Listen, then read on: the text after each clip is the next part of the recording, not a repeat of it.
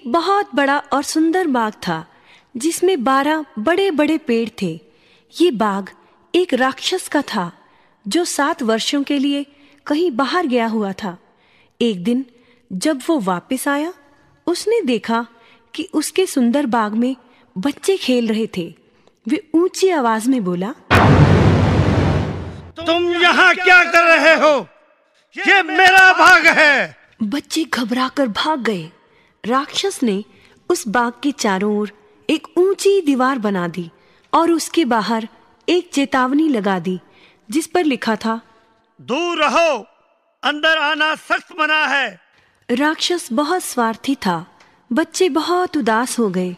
उनके लिए खेलने की जगह नहीं थी। जल्दी ही बसंत ऋतु आई, परंतु राक्षस के बाग में अभी भी सर्दी थी। पेड़ों पर फूल नहीं उगे। राक्षस सोचने लगा, समझ में नहीं आता, बसंत मौसम आने में इतनी देर क्यों हो गई है।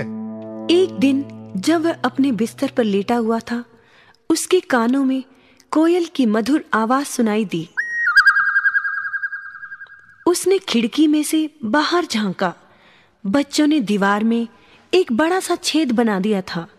राक्षस को बाहर झांकता देख सारे बच्चे घबराकर छेद में से तेज तेज बाहर निकलने लगे। राक्षस घर से बाहर आया। सभी बच्चे बाहर निकल चुके थे।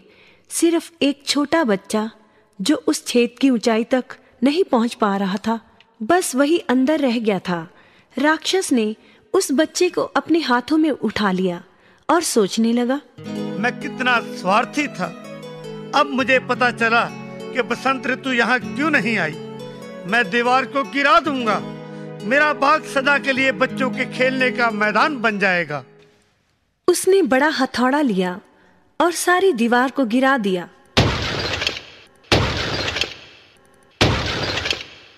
लोगों ने देखा राक्षस बच्चों के साथ खेल रहा था।